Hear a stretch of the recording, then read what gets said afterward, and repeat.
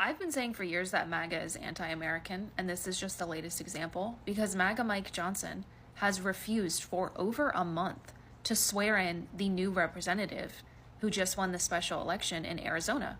So the people of Arizona's 7th congressional district, they're being taxed without representation. This is a foundational American ideal.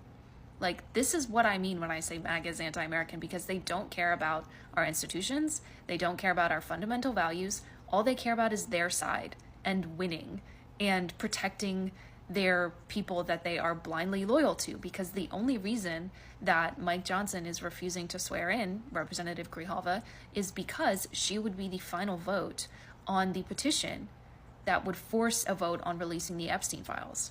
So when she comes in and she signs that petition, then everyone in the House will have to vote on releasing the Epstein files. And MAGA Mike Johnson really doesn't want to deal with that because he cares more about protecting Trump and protecting the rest of the pedophiles in the Epstein files than he does about Americans and their rights to be represented in the government.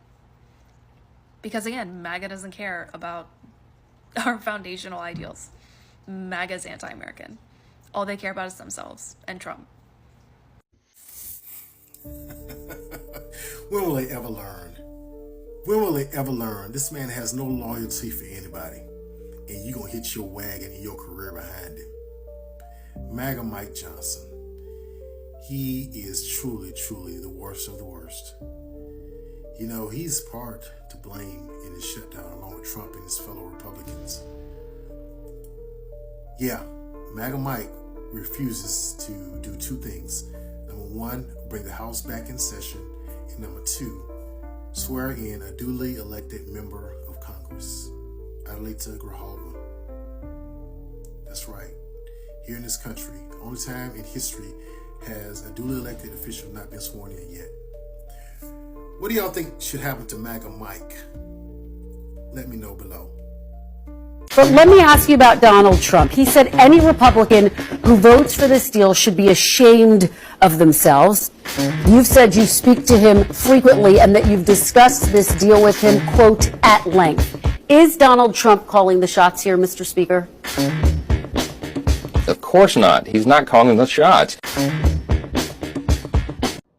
Mike Johnson, dude, give it up, bro. Give it up. You know, MAGA, for the love of God, are y'all tired of them playing y'all like fucking idiots? Are y'all tired of them playing in your faces?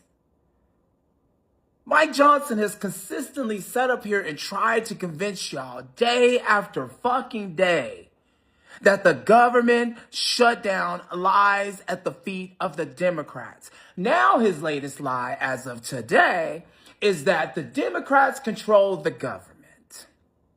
He says they control the Senate. No, you lying ass piece of shit, closeted case motherfucker. Y'all are completely in control of every goddamn branch. And I am getting sick of watching you old motherfuckers lie day after goddamn day. It is fucking disgusting. And it needs to come to a complete goddamn stop. Louisiana, why do y'all keep electing this fucking lion-ass closeted weasel? Somebody please explain to me. Is this the best fucking representation y'all have out of Louisiana? Is there no one that will stand up and run against this bitch? You got to be fucking kidding me. I'm going to play y'all the clip because I love to bring proof of these pussy-ass men running around fucking Washington. Fucking feckless-ass weasel cowards. And I am, as a man, this shit disgusts the complete fucking shit out of me. And one of my followers, man, she said it right. They're not tougher than women. Women have vaginas. Women go through shit every month that men could not fucking absolutely handle, and that these men don't deserve to be called pussies. And she's absolutely correct. They are feckless fucking weasels. Morons. And I want y'all to watch the fucking weasel in charge, closeted case Michelle, a.k.a. Mikey, a.k.a. balls handed straight to fucking dementia. Fucking punk. The Democrats are required to open the government. They keep saying Republicans are in charge of government. We aren't. Not in the Senate. 60 votes control the Senate. Not a bare majority. Hey, Left Wing fam. So today, your boy Donald Trump and MAGA Mike Johnson are denying the American people contingency SNAP funds specifically set aside for this exact scenario where the government shuts down and then we have money to at least fund SNAP for that month until we get the government back up, right? They're saying, no, we don't want to do that. They legally can, they don't want to. And it just goes to show you that it was never about anything, right? It was about them not wanting to pay to people who they perceive don't deserve food assistance. 2/3 of food assistance beneficiaries in the United States are children, elderly, or working age people that are disabled, that cannot work. The other 1/3 is people that are able to work, and maybe they do work, which is a whole other story in itself, right? That, brutal. Today, Speaker of the House Mike Johnson made it clear that they're not going to tap into emergency funds to meet SNAP benefits at the beginning of November. Why would they do that? Well, they have the money. It's set aside for this exact moment. Well, they're doing it because they want people to hurt. They want people to feel pain. And they want to be able to blame it on the Democrats. But what's going on here? Let's look at Mike Johnson's district, Louisiana's 4th district. 38% of Mike Johnson's district is on Medicaid. 20% of Mike Johnson's district are on SNAP food benefits. Louisiana is the second highest food stamp receiver in the country per capita. The people of Mike Johnson's district are suffering under his crime wave in a way that no other place in the country is suffering. They have the highest crime rate in the country, double, almost triple Chicago's crime rate. What is Mike Johnson doing to deal with the high poverty, the high reliance on welfare, the high crime in his district? Nothing.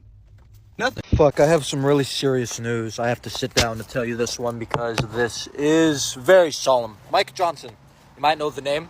He's the Speaker of the House, and he's the man who betrayed America. I'm not saying that figuratively, I'm saying that literally. Mike Johnson, the Speaker of the USA House, has completely betrayed the American people. How, you might ask? Because he is doing everything the executive branch tells him without 1 ounce of independency from the executive branch and their administration. This is being laughed about and joked about in private from the executive branch, saying, yeah, we have complete control over Mike Johnson. It wouldn't be as big of a deal if it was just some other member of the House that was doing everything the executive branch said. But Mike Johnson is the Speaker, meaning the leader, meaning he controls when the House is in session or not. Conveniently enough, they are now going on week 6 of no work while still getting paid. This is what the executive branch wants. Now, Mike is taking a lot of criticism from, of course, the left, but also members in the GOP. People are waking up and realizing that we no longer really have checks and balances. Okay, the part that made this American experiment so successful, or one of the reasons, is we had 3 equal separate branches of government in terms of the power structure. But now when you have a completely compromised House, which is 1/2 of Congress, of the legislative branch, you have a completely compromised House. It feels really, really dystopian, okay? And beyond that, I could go into a whole other story about how the Supreme Court is compromised as well. But just so you know, Mike Johnson, he's the guy who betrayed America. My name is Hunter House, and if you love, make sure to hit 3 buttons over here, like a like, comment, and follow for more news. All right, let me tell you, MAGA Mike Johnson is hanging on by a thread as we barrel towards 30 days in this government shutdown. In just a few days, we will be passing the 1-month threshold and the longest government shutdown to ever happen. I mean, the previous longest one was under Trump term 1. Now we are recreating that, only with MAGA Mike Johnson spewing vitriol every single time he steps in front of a microphone. I don't even want to waste any time. I want to break down how much of a mess this all is, because right when he stepped in front of the microphone early this morning to speak with Kelly Loeffler behind him and some other officials, he immediately says that Republicans aren't even in control of the government. And then I want to play the rest of the clips for you, but let's just start here. The Democrats are required to open the government. They keep saying Republicans are in charge of government. We aren't. Not You are in charge of the government, absolutely. keep saying Republicans are in charge of government. We aren't. Not in the Senate. 60 votes control the Senate. Not a bare majority. And so point number 1, Democrat votes are required to open the government.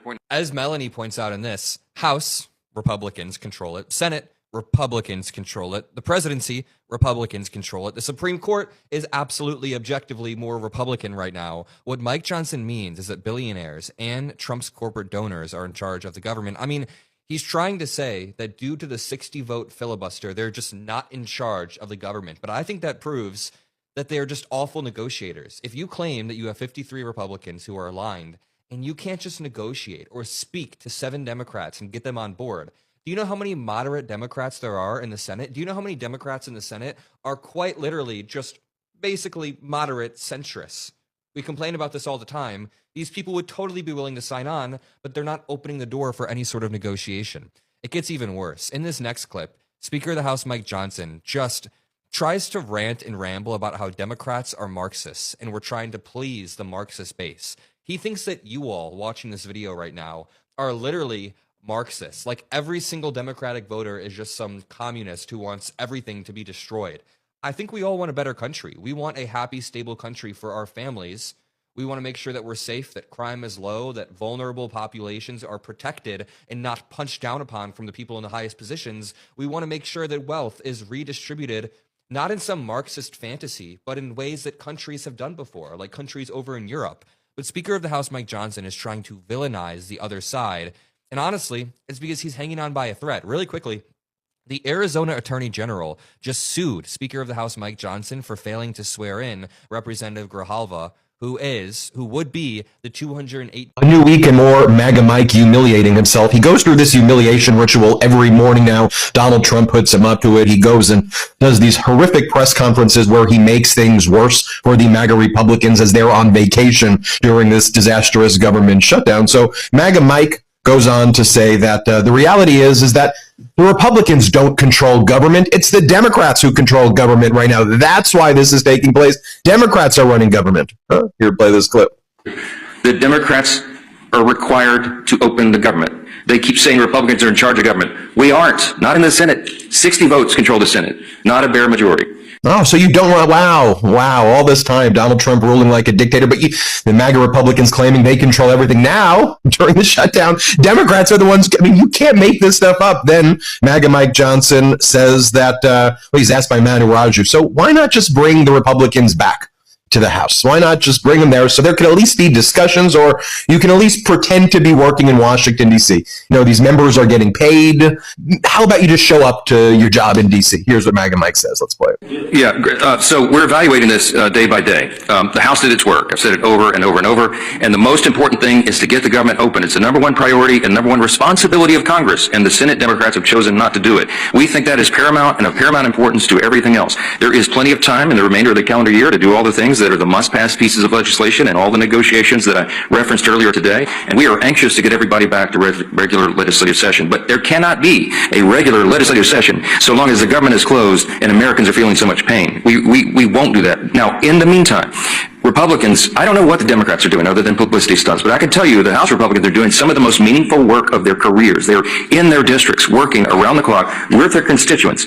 They're doing the most meaningful work on their vacation. They're negotiating the crisis with their constituents. What? They're negotiating with their constituents. And by the way, they are able to show up to work in Washington, D.C. At least the Republicans in the Senate, I'm not trying to give them credit for it. At least they showed up to Washington, D.C., and there have been some hearings taking place. Like, at least I see them in Washington, D.C. And then MAGA Mike goes on to say, but here's the deal. Republicans, we are the party of healthcare. We alone are the ones who can fix it. Like on vacation and not coming up with a plan? Let's play it. What we're doing right now, what we have been doing, what we were already doing, because we knew we were coming up to the end of the year, and we know that healthcare is a major burden for the American people. We've been working on it since day one of this Congress. We worked on it in the years prior. And we've already demonstrated this is not talking points for us. When we say the Republican Party is the only party that has any chance at fixing healthcare. Hey, Bluegrass Billy, why are you so disingenuous? Why do you share things that are just not true? Because you refuse to share the first part of what you share to give full context to what somebody's actually saying, right? And this is what MAGA does. You guys share bits and pieces without context, or don't share the full context to make things look different than they are. Here's what I'm talking about. I don't care what happens to federal workers. I don't care what happens to these SNAP programs. I don't care what happens to people's health care. Because that clip that you shared, now you shared that on your page and you intentionally chose to not share what was said right before that, right?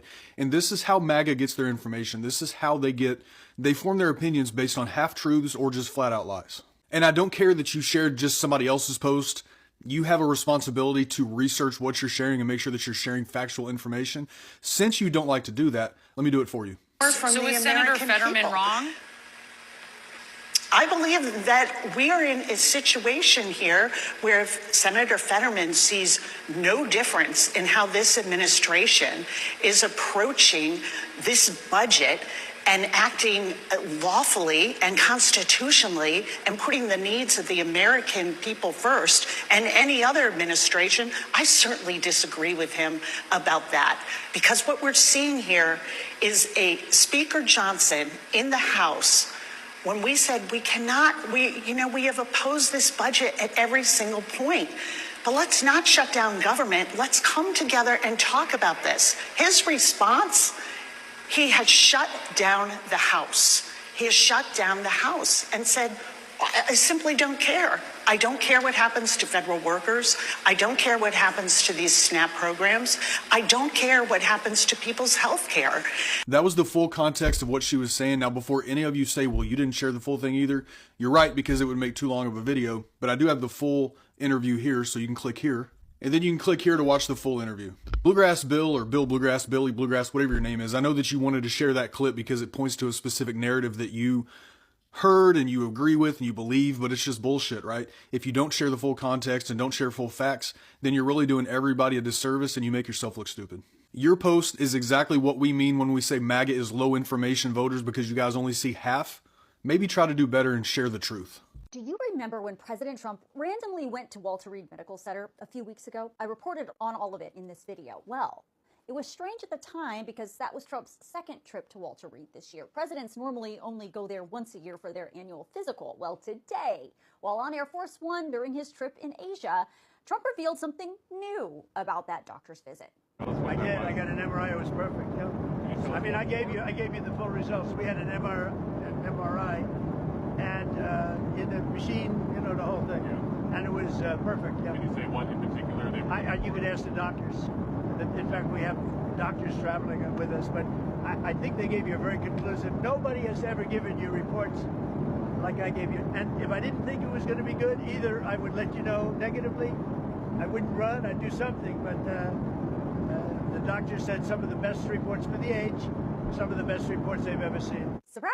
As you just heard, Trump said he had an MRI during that more than 3-hour visit to Walter Reed on October 10th. Now, you just heard him say that the results were perfect and that the doctors told him they were the best results that they've seen for someone his age. But then he said, I gave you the full results. Well, not really. A few weeks ago, what the White House gave us was this letter from Trump's White House physician after that rare second medical visit. The letter does say that the president underwent advanced imaging. MRIs are absolutely considered advanced imaging, but the letter gave absolutely no indication of the actual results of that MRI, and most importantly, it didn't say why the president was getting an MRI. The letter talked about Trump's cardiac age being 14 years younger than his chronological age, and it said he is exhibiting strong cardiovascular, pulmonary, neurological, and physical performance. But again, it says nothing about the MRI, and for the record, said nothing about the swelling in Trump's ankles, which the White House back in July said was due to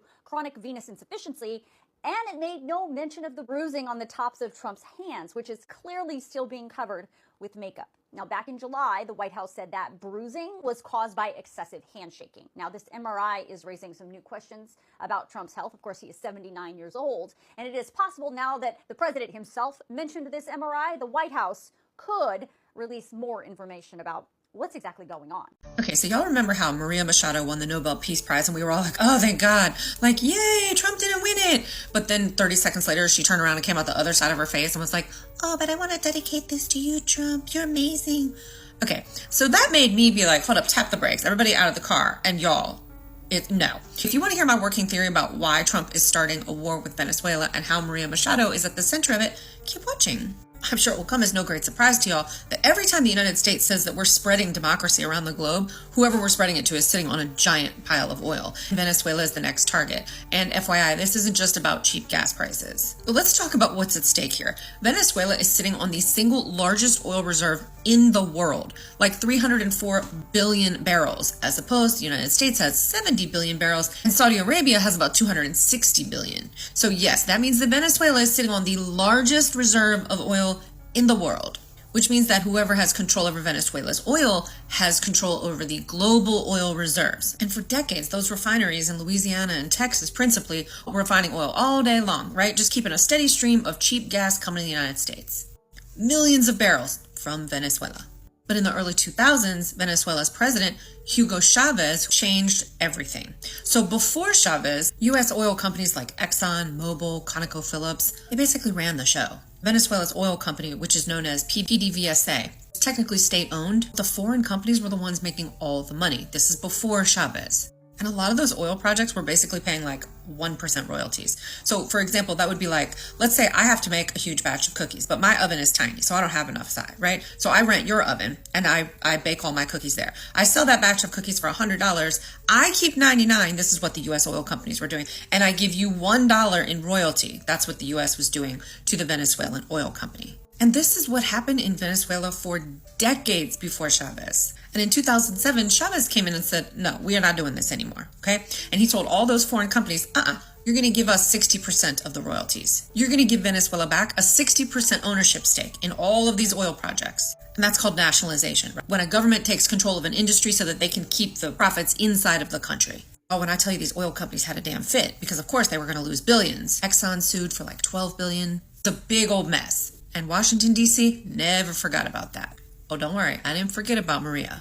And after that, U.S. sanctioned the shit out of Venezuela and basically diplomatically isolated them. And of course, that completely crushed Venezuela's economy. Their production basically went from like 3 million barrels a day down to like 700,000 a day. Now, the official story is that it's blamed on corruption and mismanagement, but sanctions made it nearly impossible to sell the oil internationally or even to get parts in to fix their oil rigs. Now, fast forward to 2025 and you have Maduro, Chavez's successor, still in power. And all of a sudden, you have this new face of freedom, Maria Machado, has become the face of freedom in Venezuela. Here's the twist. Maria isn't some grassroots reformer. She was part of the 2002 coup attempt that tried to overthrow Chavez, okay? And she has a group called Sumate, and she has received money for years from an American group called NAD, the National Endowment for Democracy, which even former CIA officers call a front for regime change projects. Translation, whenever we want to install somebody who's friendly to U.S. government, we basically orchestrate a regime change in their country.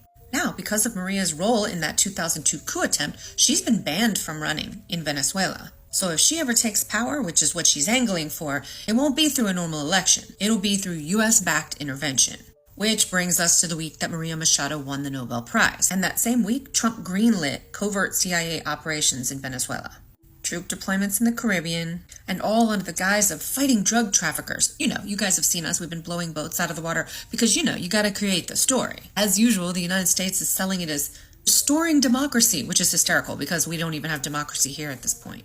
But what's really going on in the background, I'm going to get to a leaked tape here in a moment, is that Maria Machado has promised to privatize PDVSA again. And that means selling off pieces of Venezuela's national company, remember the one we were talking about at the top of the video, back to all the U.S. corporations, Exxon, Chevron, etc. And she's reportedly planning to drop like 10 to 20% royalties, which means opening the floodgates for massive profits for these U.S. oil corporations. So if we go back to our cookie analogy from earlier, instead of basically giving Venezuela $1, now they would be giving Venezuela $20, but basically keeping $80. So basically going back to what was happening pre-Chavez. And you gotta remember, this isn't just about cheap gas. Because when the U.S. ousts Maduro, installs Machado, it's gonna make gas prices really, really cheap, like $40 to $50 a barrel cheap, which hurts Russia, Iran, and China, all of whom depend on high oil prices to fund their economies. And if you've been paying attention, Trump's been throwing a fit about how the BRICS nations are basically trying to de-dollarize. They're trying to trade in their own currencies, while Venezuela has been butting up to these BRICS nations. So since the 1970s, almost all oil money has been traded in US dollars, which is why the dollar became known as the petrodollar. It's also why the US basically became the global reserve currency, which of course forces every single country that needs oil to first buy dollars.